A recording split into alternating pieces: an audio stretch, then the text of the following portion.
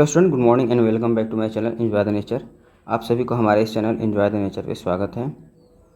आज के इस वीडियो में हम लोग एक्सरसाइज 1.4 पढ़ेंगे। ये रियल नंबर का चौथा और लास्ट एक्सरसाइज है। इसके बाद से हम लोग पॉलिनोमियल पढ़ेंगे।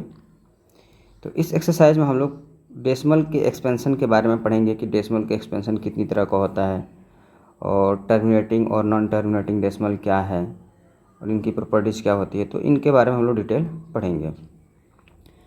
तो वीडियो को शुरू करने से पहले आप सभी से रिक्वेस्ट है कि अगर आप हमारे इस चैनल को सब्सक्राइब नहीं किए हैं तो प्लीज़ सब्सक्राइब कर लें, क्योंकि एक वीडियो को बनाने में बहुत ज़्यादा एफ़र्ट लगाने पड़ते हैं, बहुत मेहनत करना पड़ता है। एक भले ही आपको देखने में 15 मिनट 20 मिनट का ये लेक्चर लगे, लेकिन उसके पीछे कई घंटे हमें वर्क करना पड़ता है, तब जा कर के कहीं ये वीडियो कंप्लीट हो पाता है और आप इसे देख पाते हैं।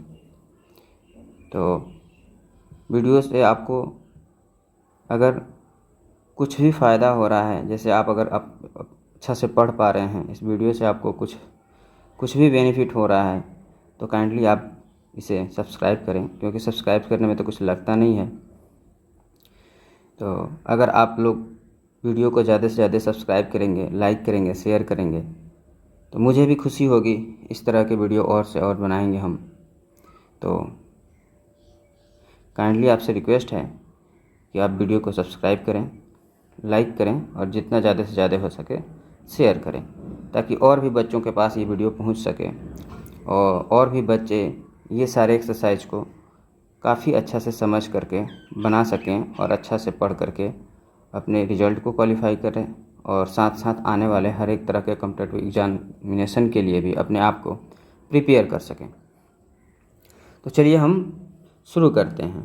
सबसे पहले अगर डेसिमल के एक्सपेंशन की बात कही जाए, मतलब ये होता है कि किसी भी फ्रैक्शन से हम अगर डेसिमल फॉर्म में बदल रहे हैं किसी भी फ्रैक्शन को, तो उसे डेसिमल फॉर्म में बदलने पर क्या जो दो तरह की चीज़ें आती है। एक तो ऐसा होता है कि डेसिमल फॉर्म में जब बदलेंगे हम, तो या तो वो पूरा कट के ख़त्म हो जाता है या वो वैसे ही कंटिन्यू होते रहता है, यानी कटता नहीं है, वैसे ही आगे बढ़ता रहता है।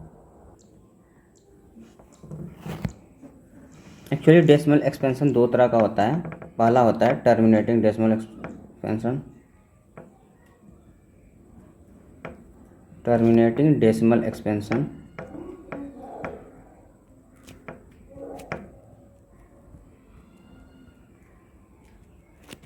इसे हिंदी में शांत दशमलव प्रसार कहा जाता है। शांत दशमलव प्रसार। दूसरा होता है नॉन टर्मिनेटिंग डेसिमल।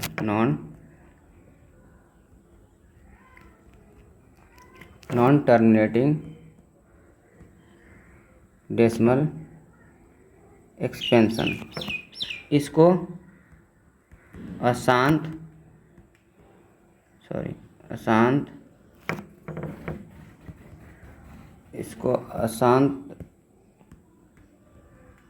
दशमलव प्रसार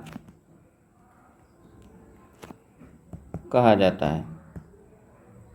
तो शांत दशमलव प्रसार और अशांत दशमलव प्रसार, अब इसको हम समझने की कोशिश करते हैं। जैसे मान लीजिए अगर हम दे रहे हैं 1/2, अगर 1 को 2 से डिवाइड करने की बात कर रहे हैं, तो 2 से हम 1 को डिवाइड करेंगे, 0 टाइम्स हो जाएगा 0, 1 कैरी रिमाइंडर हुआ।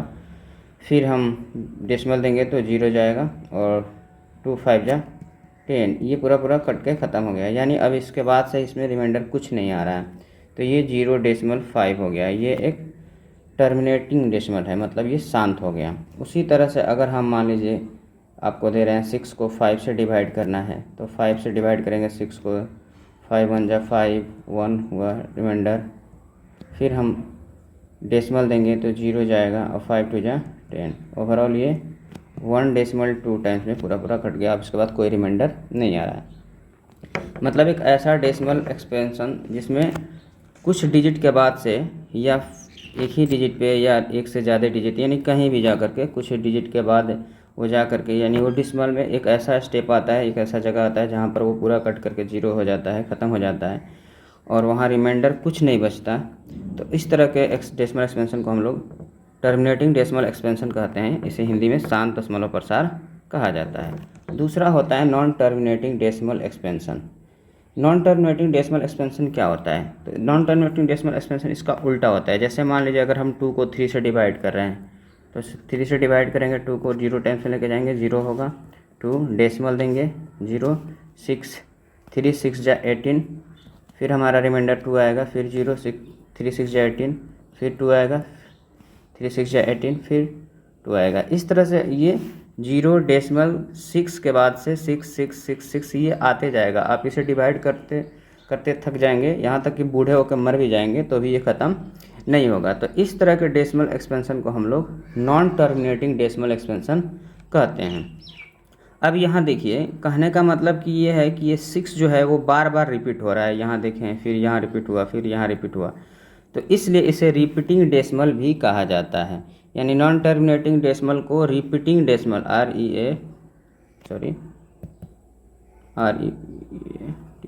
रिपीटिंग डेसिमल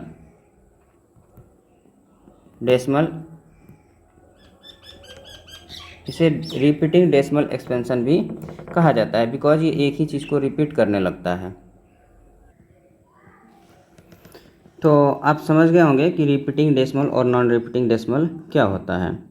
रिपीटिंग डेसिमल का मतलब होता है कि जब एक ही चीज़ को रिपीट करे, तो ये जैसे रिपीटिंग डेसिमल है। नॉन रिपीटिंग का मतलब कट के ख़त्म हो गया, उसे नॉन रिपीटिंग डेसिमल कहते हैं। फिर से एक बार हम लोग इसको समझ लेते हैं। टर्मिनेटिंग डेसिमल वो डेसिमल होता है जिसमें डेसिमल को डिवाइड करने के बाद से एक नंबर्स के बाद या 1-2 डिजिट के बाद से वो कट के ख़त्म हो जाता है, यानी लास्ट में हमारा रिमाइंडर कुछ नहीं आता है। उसी तरह नॉन रिपीटिंग डेसिमल या नॉन टर्मिनेटिंग डेसिमल जो होता है, सॉरी रिपीटिंग डेसिमल इसको बोलते हैं। नॉन टर्मिनेटिंग डेसिमल जो होता है वह एक ऐसा डेसिमल का एक्सपेंशन है जिसमें क्या है कि रिमाइंडर 0 नहीं आता है, कुछ न कुछ आते रहता है और वो डिवीज़न ख़त्म नहीं होता है और कुछ न कुछ बार बार आएगा एक ही डिजिट। जैसे यहाँ 6 6 6 6 ये आ रहा है, तो इसका मतलब ये है ये नॉन टर्मिनेटिंग है, मतलब ये टर्मिनेट नहीं हो रहा है, ख़त्म नहीं हो रहा है, कट करके शांत हो ही नहीं रहा है। और दूसरी बात कहें तो ये 6 6 जो है रिपीट हो रहा है, इसलिए इसे रिपीटिंग डेसिमल भी कहा जाता है। तो चलिए फिर नेक्स्ट सवाल पे हम लोग चलते हैं। इस सवाल में ये मेंशन किया गया है कि विदाउट एक्चुअल परफॉर्मिंग डिवीज़न, बिना एक्चुअल डिवीज़न का, बिना डिवाइड किए ही हमें ये बताना है कि ये कौन टर्मिनेटिंग है कौन नॉन टर्मिनेटिंग है। तो हमने अभी पढ़ा कि डिवाइड करने के बाद से ये पता चलता है कि टर्मिनेटिंग कौन है, नॉन टर्मिनेटिंग कौन है। लेकिन अगर हम चाहें तो बिना डिवाइड किए किसी भी फ्रैक्शन को हम बता सकते हैं कि उसको डेसिमल में चेंज करने के बाद से उसका डेसिमल एक्सपेंशन जो होगा वो टर्मिनेटिंग होगा कि नॉन टर्मिनेटिंग होगा। तो इसके लिए हमें सबसे पहले कंसीडर करना होता है, जैसे किसी भी फ्रैक्शन में 2 पार्ट होता है, एक पी होता है एक क्यू होता है, यानी एक नोमिनेटर और एक डिनोमिनेटर होता है। तो हमें इस नोमिनेटर से कोई मतलब नहीं, हम डिनोमिनेटर को फैक्टराइज करते हैं और डिनोमिनेटर का फैक्टराइज करने के बाद से अगर हमारा डिनोमिनेटर यानी q जो है 2 के पावर m इंटू 5 के पावर n के फॉर्म में आता है, 2 के पावर m इंटू 5 के पावर n के फॉर्म में आएगा तो वो टर्मिनेटिंग डेसिमल होगा, नहीं तो वो नॉन टर्मिनेटिंग डेसिमल होगा। तो चलिए हम इसको देख रहे हैं। जैसे मान लीजिए 3125 को जब हम फैक्टराइज करेंगे तो 5 से जो है 625 टाइम्स हो जाएगा, फिर 5 से 125 टाइम्स हो जाएगा, फिर 5 से 25 टाइम्स हो जाएगा, और ये 5 से 5 टाइम्स हो जाएगा, और फिर 5 से 1 टाइम्स हो जाएगा। ओवरऑल हमने 6125 को जब फैक्टराइज किया तो हमारा मिला 5 इंटू 5 इंटू 5 इंटू 5 इंटू 5, 5 5 जा 25, 25 5 जा 105, 105 5 जा 625, 625 5 जा 3125, यानी 3125 को जब हम फैक्टराइज करेंगे तो हमारा आएगा 50 25 25 125 25 625 625 25 3125। अब यहाँ देख रहे हैं, यहाँ पर 13 जो है 13/31 3125 है, वो 5 इंटू 5 इंटू 5 इंटू 5 इंटू 5 के फॉर्म में आ रहा है, 50 25 25 125 625 3125, यानी ये 13/5 के पावर 1 2 3 4 5 के फॉर्म में आ गया। अब देखिए किसी भी इसको हम इंटू 1 लिख सकते हैं, क्योंकि 1 से मल्टीप्लाई करेंगे तो कुछ कोई फ़र्क नहीं पड़ता है, सेम बात होती है।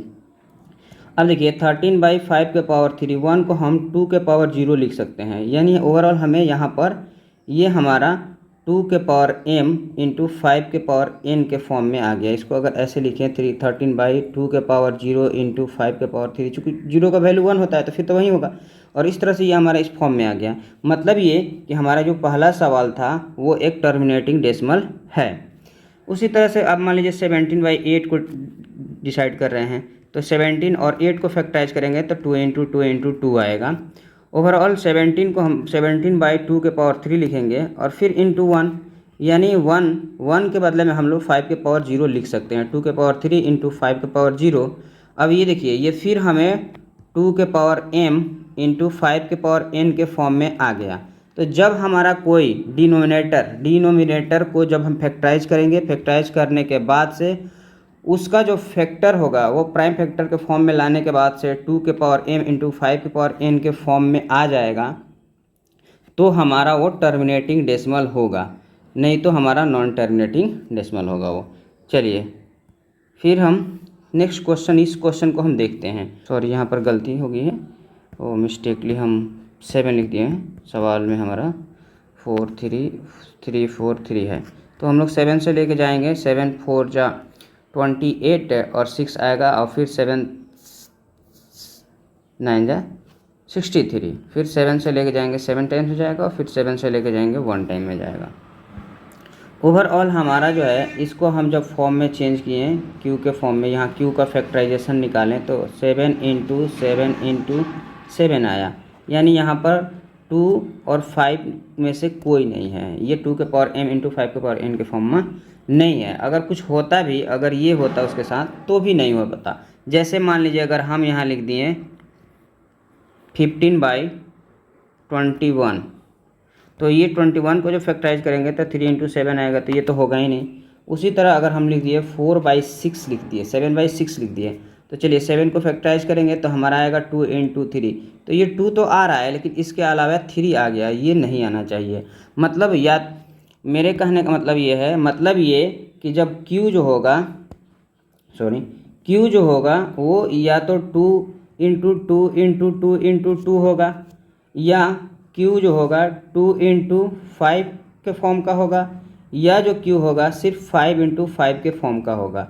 मतलब जो Q है वो सिर्फ 2 इंटू 2 इंटू 2 होना चाहिए, और नहीं तो सिर्फ 5 इंटू 5 होना चाहिए, और नहीं तो 2 और 5 दोनों मिल के होना चाहिए। अब इसके अलावा कुछ और आ गया तो भी नॉन टर्मिनेटिंग, और इनको छोड़कर कुछ और आता है तो भी वो नॉन टर्मिनेटिंग ही होगा। तो इस सवाल को आप सारे को फैक्टराइज करेंगे। फैक्टराइज करने के बाद से आप Q पे कंसीडर करेंगे कि Q जो है वो 2 इंटू 5 के फॉर्म में आ रहा है, या फिर 2 इंटू 2 इंटू 2 के फॉर्म में आ रहा है, या सिर्फ 5 इंटू 5 इंटू 5 के फॉर्म में आ रहा है।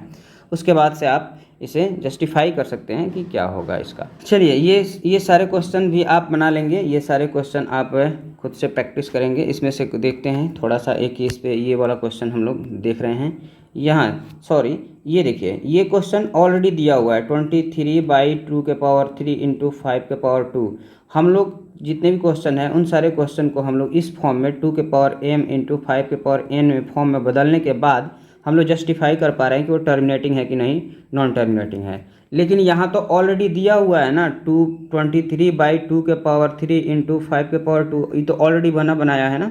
तो बना बनाया तो हमें इसे सिर्फ देख करके ही बता देना है कि टर्मिनेटिंग होगा कि नॉन टर्मिनेटिंग होगा। मतलब किसी भी डेसिमल का जो कोई भी फ्रैक्शन होगा उस फ्रैक्शन में Q को हम फैक्टराइज करेंगे, Q का अभाज्य गुणनखंड निकालेंगे, और Q का अभाज्य गुणनखंड अगर 2 गुने 2 गुने 2 यानी 2 के पावर समथिंग या 5 के पावर समथिंग के फॉर्म में आ रहा है, कुछ के फॉर्म में आ रहा है, या तो केवल 2 गुने 2 गुने 2 आ रहा है, या केवल 5 गुने 5 गुने 5 आ रहा है, या 2 गुने 2 गुने 5 गुने 5 गुने मिला करके, दोनों मिला करके आ रहा है, तो वो शांत दशमलव होगा। अगर 2 और 5 के साथ साथ कुछ और आ गया तो भी अशांत होगा, या 2 के साथ कुछ और आ गया तो भी अशांत, या 5 के साथ कुछ और आ गया तो भी अशांत होगा। और कुछ और अलग आता है इन दोनों को छोड़ करके, 2 और 5 को छोड़ करके, तो अशांत होगा ही। चलिए इस क्वेश्चन को हम लोग देखते हैं। 6/15 आपको भले ही देखने में लग रहा हो 6/15, 15 को हम लोग फैक्टराइज करेंगे तो 5 इंटू 3, ये 16 को फैक्टराइज करने के बाद से 5 इंटू 3 आएगा। लेकिन आप थोड़ी सी इस पर ध्यान देंगे, ये 5 इंटू 3 आ रहा है, इस हिसाब से तो ये नॉन टर्मिनेटिंग हो जाएगा। लेकिन ध्यान दीजिए सिंपलेस्ट फॉर्म में लाइए, पहले 3 से 2 टाइम्स में चला जाता है। ओवरऑल ये 2/5 है, मतलब वहीं 5 का पावर 1 इंटू 1, और 1 को हम लोग 2 के पावर 0 लिख सकते हैं, यानी 2/5 के पावर 1 इंटू 2 के पावर 0। ये देखिए, ये फिर q जो है 2 के पावर m इंटू 5 के पावर n के फॉर्म में आ गया, इसलिए ये ओवरऑल टर्मिनेटिंग डेसिमल होगा। तो जब भी कोई क्वेश्चन हम लोग अगर सॉल्व कर रहे हैं, जब भी किसी क्वेश्चन को हम लोग देख रहे हैं, सॉल्व कर रहे हैं, उसको चेक करने की कोशिश कर रहे हैं कि वो टर्मिनेटिंग है कि नॉन टर्मिनेटिंग है विदाउट एनी एक्चुअल डिवीजन, तो सबसे पहले हमें उसे सिंपलेस्ट फॉर्म में लाना होगा, और सिंपलेस्ट फॉर्म में लाने के बाद ही हम जस्टिफाई कर पाएंगे कि वो टर्मिनेटिंग है या नॉन टर्मिनेटिंग है। चलिए नेक्स्ट सवाल पे हम लोग आते हैं। अब जो है हमारा ये जो क्वेश्चन था, ये जो पहले वाले जो भी क्वेश्चन थे, उन्हीं क्वेश्चन पे डिपेंडेंट ये क्वेश्चन है। इस क्वेश्चन में हमें सिर्फ ये करना है कि हमें इसे डेसिमल फॉर्म में चेंज कर देना है। इसके पहले हम लोग पढ़ें कि बिना डिवाइड किए हमें ये बता देना है, सिर्फ बताना है कि टर्मिनेटिंग है कि नॉन टर्मिनेटिंग है। लेकिन ये सारे क्वेश्चंस को हमें अब इन्हें डेसिमल फॉर्म में चेंज करके और तब हमें लिखना है कि ये डेसिमल फॉर्म में बदलने के बाद से कितना होगा। तो डेसिमल फॉर्म में बदलने के लिए हम लोग इस क्वेश्चन को ले रहे हैं सबसे पहले। तो मान लीजिए 17 को 8 से डिवाइड करेंगे, 8 2 जा 16, कैरी आउट रिमाइंडर 1 हुआ। अब ये डिवाइड नहीं हो पाएगा तो डेसिमल देंगे, 0 उतरेगा, 8 1 जा 8, रिमाइंडर आया 2, फिर डेसिमल दे दिए तो 0 उतर जाएगा, 8 2 जा 16, ओवरऑल रिमाइंडर 4 आया, फिर डेसिमल है तो 0 उतर जाएगा, फिर 8 5 जा 40। मतलब ये 17 में हम लोग 8 से भाग देंगे, 2 बार में जाएगा, 8 दूनी 16, 1 उतरेगा शेष, फिर 0 डेसिमल देंगे तो एक 0 उतरेगा, और फिर 8 से एक बार में लेके जाएंगे तो 8 होगा, फिर रिमाइंडर 2 शेष 2 आएगा, 2 एक बार दशमलव दे दिए तो 0 उतर जाएगा, फिर 20 होगा। 20 में हम लोग जो है 20 को अब करेंगे तो 8 दूनी 16, फिर हमारा शेष 4 बचेगा, 4 पे जो है दशमलव दे दिए हुए हैं तो एक 0 उतरेगा, और 8 बचे 40। ओवरऑल हमारा ये डेसिमल फॉर्म में इतना आएगा। अब चलिए इसी सवाल को हम लोग जो क्यू के फैक्टराइजेशन के फॉर्म में था उस फॉर्म में बदल करके हम बनाते हैं। जैसे 17/8, 8 को हम लोग जब फैक्टराइज करेंगे तो हमारा आएगा 17/2 इंटू 2 इंटू 2। इसको हम लिख सकते हैं 17/2 का पावर 3। अब मुझे कुछ नहीं करना है, बस हमें ये ध्यान देना है कि 2 का पावर जो 3 है, यानी ये 2 के पावर 3 है, इसमें हम लोग 5 के पावर 3 से मल्टीप्लाई करेंगे, नोमिनेटर और डिनोमिनेटर दोनों में है, यानी इसमें हम लोग 5 के पावर 3 अब बाई 5 के पावर 3 से मल्टीप्लाई कर देते हैं। तो ओवरऑल हमारा ऊपर तो 17 इंटू 5 के पावर 3 यानी 5 इंटू 5 इंटू 5, और नीचे डिनोमिनेटर में हो जाएगा 2 इंटू 2 के पावर 3 इंटू 5 के पावर 3। ऊपर हमारा हो जाएगा 17 इंटू 125, और नीचे हमारा आएगा 2 इंटू 5, और दोनों को कॉमन पावर कर देंगे 3। अब हम जब इसको मल्टीप्लाई करेंगे 125 को 17 से मल्टीप्लाई करेंगे तो हमारा प्रोडक्ट हो 17 को 125 से जब मल्टीप्लाई करेंगे तो ओवरऑल हमारा प्रोडक्ट आएगा 2125, और नीचे जो है हम लोग यहाँ पर कॉमन पावर 3 किए हुए हैं तो 2 5 या 10, और 10 का कॉमन पावर 3 हो जाएगा, यानी 2125 बाई हमारा हो जाएगा 10, इसको हम लोग पहले लिख देते हैं फैक्टराइजेशन फॉर्म में, 10 इंटू 10 इंटू 10, यानी 10 का पावर 3 इक्वल टू, फिर होगा हमारा 2125 बाई 1000, और हम लोग क्या करेंगे 2125 लिखेंगे, और 3 डिजिट है, 3 0 है तो यहाँ से 3 राइट साइड से 3 डिजिट के बाद डेसिमल बैठेगा तो 1 2 और 3 यहाँ पर आएगा, यानी ओवरऑल 2.125 आएगा।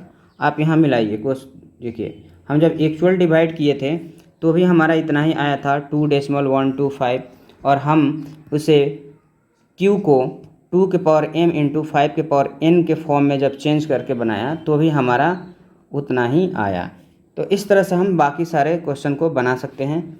आप इन सारे क्वेश्चन को आप खुद p/q के फॉर्म में मतलब लिखा हुआ है, यहाँ पर आप सिर्फ q को फैक्टराइज कीजिएगा, और q जितने आएगा, जैसे मान लीजिए किस क्वेश्चन में आ रहा है 2/2 के पावर 2, तो हम लोग क्या करेंगे इसमें 3/2 के पावर 2 में हम लोग 5 के पावर 2/5 के पावर 2 से मल्टीप्लाई कर देंगे, तो हमारा ऊपर हो जाएगा 3 इंटू 25, और नीचे हमारा हो जाएगा 10 का पावर 2। तो जो भी आएगा, मान लीजिए 75 आ रहा है और ये 100 हो जाएगा हमारा, तो फिर हम लोग 2 डिजिट के बाद डेसिमल बैठाएंगे तो ओवरऑल 0.75 हमारा आएगा। तो इस तरह से अब बाकी जितने क्वेश्चन हैं आप सारे क्वेश्चन को बना सकते हैं। तो फिर से एक बार हम लोग इसे देखते हैं। जब भी हम किसी क्वेश्चन को डिवाइड करेंगे या उसे हम लोग को डेसिमल एक्सपेंशन के फॉर्म में लिखना होगा, तो हम लोग क्या करेंगे, क्यू को फैक्टराइज कर लेते हैं और क्यू को फैक्टराइज करने के बाद से हम देखते हैं कि क्यू किस फॉर्म में आ रहा है। कई बार हमारा सवाल, जैसे मान लीजिए कि कई बार हमारा क्वेश्चन ये भी हो सकता है, जैसे मान लीजिए 12 अगर हम दे दिए 20, अब इसको हमें फैक्टराइज करके बनाना है, इसको हमें सॉल्व करना है क्यू को फैक्टराइज करके।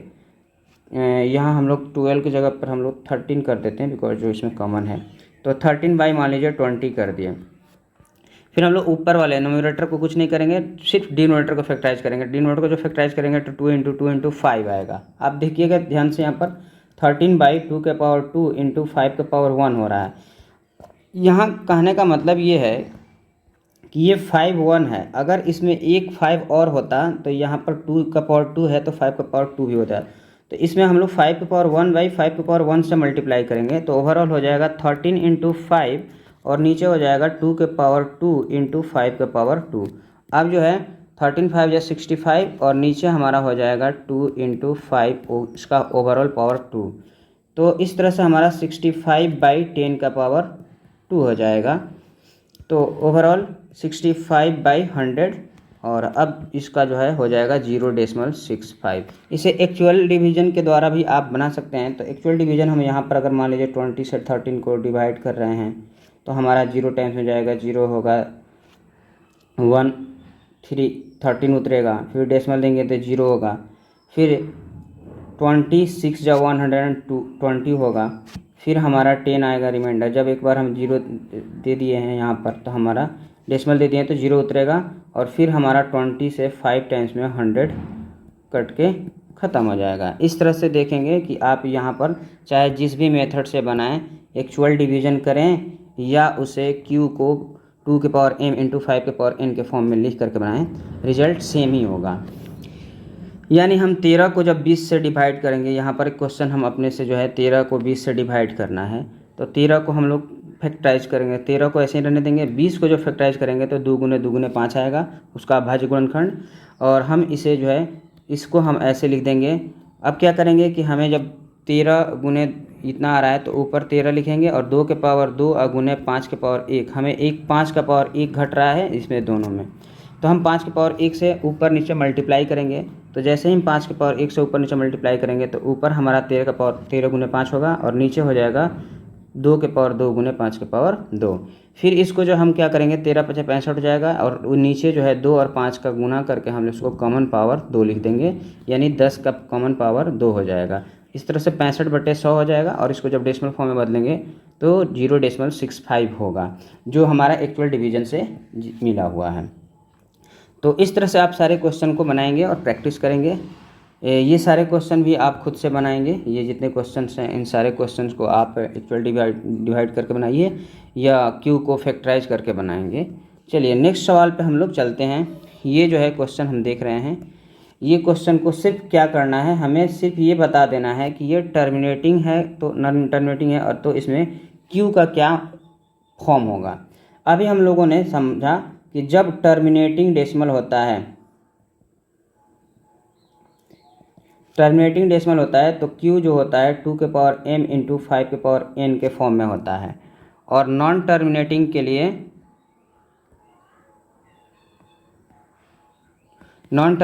हम लोगों ने पढ़ा 2m इंटू 5n के रूप का नहीं होता है, ये होता है और ये नहीं होता है।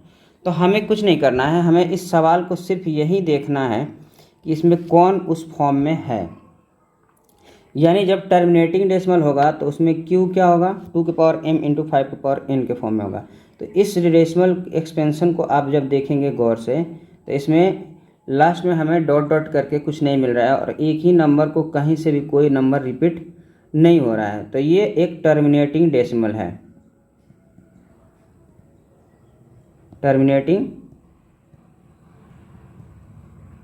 यह एक टर्मिनेटिंग डेसिमल है, इसलिए देयरफॉर इसका जो q होगा वो 2m इंटू 5n के फॉर्म में होगा।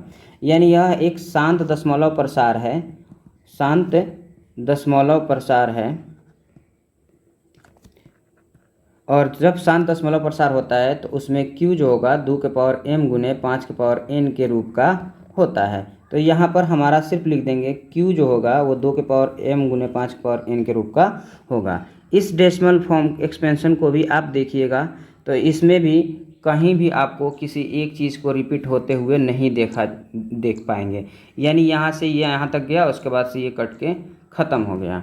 तो यह एक शांत दशमलव प्रसार ही होगा। और जब शांत दशमलव प्रसार है तो इसका q जो है 2 के पावर m गुने 5 के पावर n के रूप का ही होगा। लेकिन यहाँ पर आप देखेंगे तो ध्यान दीजिएगा तो आपको पता चलेगा कि यहाँ पर एक ही चीज़ रिपीट नहीं हो रहा है। देखिए जैसे 0.12 है, फिर 0, फिर 1 2, अब डबल 0 हो गया, फिर 1 2, अब ट्रिपल 0 हो गया, फिर 1 2, अब 4 टाइम्स 0 हो गया। यानी ये देखिए 1 0, यहाँ 2 0, यहाँ 3 0। अगर ये डेसिमल फॉर्म अगर ऐसे होता, यानी 0 डेसिमल होता, 1 2 1 2 1 2 होता है, यानी इसको हम लोग बोल देते हैं रिपीट कर रहा है। तो जब रिपीट कर रहा है उसे हम लोग नॉन टर्मिनेटिंग बोल देते हैं। अगर ये डेसिमल 0.12 होता, कुछ नहीं, उसके बाद कुछ नहीं आता, तो हम लोग इसे बोल देते हैं टर्मिनेटिंग। लेकिन ध्यान दीजिए ये दोनों में से कोई नहीं है, और जो चीज़ दोनों में से कोई नहीं होता है तो उसे हम लोग इंग्लिश में बोलते हैं neither terminating nor non terminating. तो ये हमारा जो हो जाएगा neither terminating nor non terminating. Hindi में इसे ना ही शांत और न ही अशांत दशमलव प्रसार कहा जाता है। और जो दशमलव प्रसार न ही शांत होता है न ही अशांत होता है वह दशमलव प्रसार अपरिमेय संख्या का दशमलव प्रसार होता है। अपरिमेय संख्या का दशमलव प्रसार होता है। आज के लिए अगर ये वीडियो आपको अच्छा लगा, अगर आप मेरे चैनल को सब्सक्राइब नहीं किए हैं तो मेरे चैनल को सब्सक्राइब करें, और इस वीडियोज़ को जितना ज़्यादा से ज़्यादा हो सके शेयर करें, लाइक करें, और साथ साथ नोटिफिकेशन आइकन को भी दबा लें, ताकि जब भी हम किस तरह का कोई इन्फॉर्मेशनल और एजुकेशनल वीडियोज़ लेकर के आएँ तो उसका नोटिफिकेशन आपको मिलता रहे। मिलते हैं नेक्स्ट वीडियो में, तब तक के लिए धन्यवाद।